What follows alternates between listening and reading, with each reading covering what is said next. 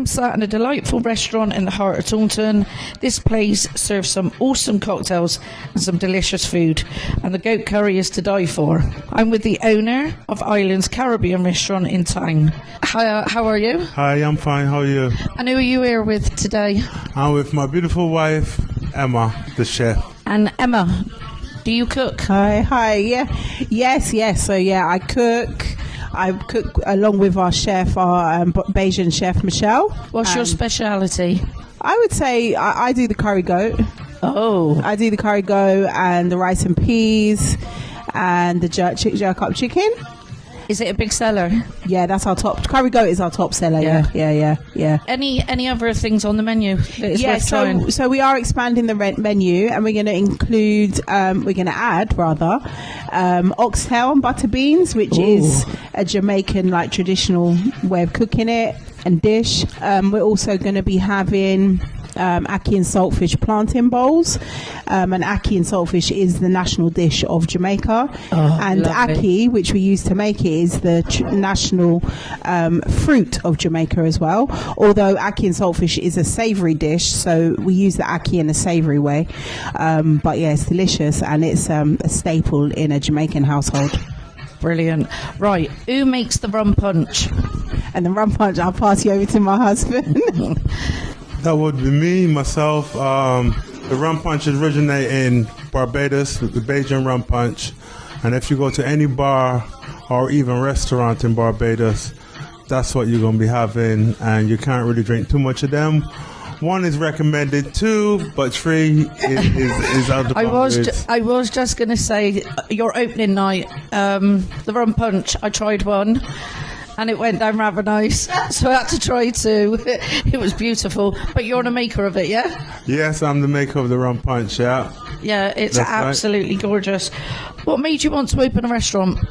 Well, my wife, she's coming from a catering background, and one of her dreams was always to have a restaurant. The last time we tried to open a restaurant was just before COVID, and we didn't bother because COVID came in and everything was shut down, so we never stopped believing that we could open a restaurant.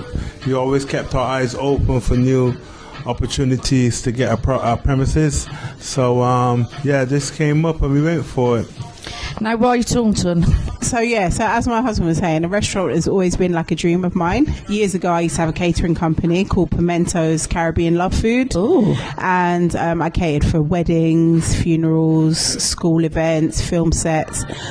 We had a stall outside Finsbury Park Tube Station, which is right by the Arsenal Football Club. Yeah. So we had that for a few years, and I also had a food stall outside Westfield Shopping Centre in White City.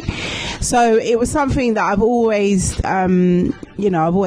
And then moving up to Taunton, my husband moved here first for his job, and we were back in London.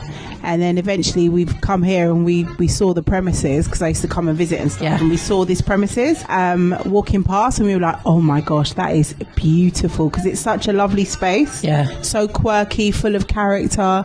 And that's like islands, like it's full of character. The Caribbean islands are full of character, so we just thought that would just be an amazing space to start a restaurant.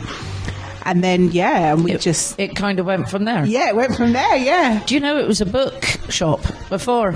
Yeah, so I did a bit of market research. But even when we were in here, when we came to view the place, the first place, we met a couple, didn't we, Richard? And they were telling us all about the Dragon bookstore, was it? Yeah.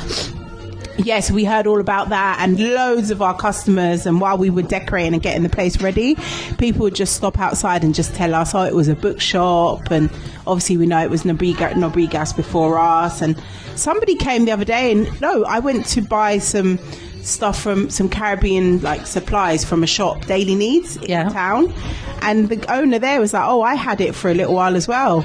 Oh. I was like, really? I was like, wow. So we've heard all about the history, and we did a little bit of research as well.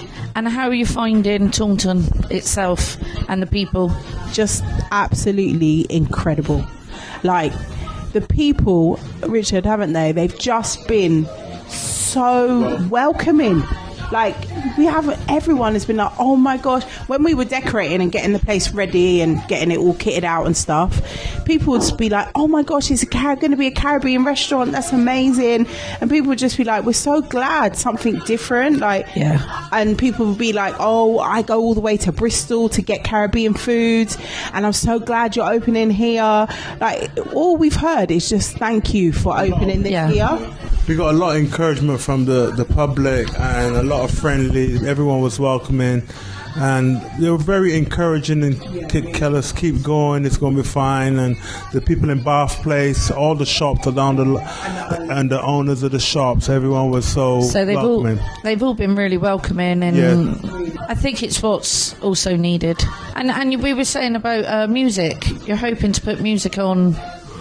Yeah, so ideally we missed a month because we want to give a reggae dance every month on a birthday. Yeah. But we're going to skip a month, so probably on the following month, every end of the month, we're just going to advertise it and just have a reggae night.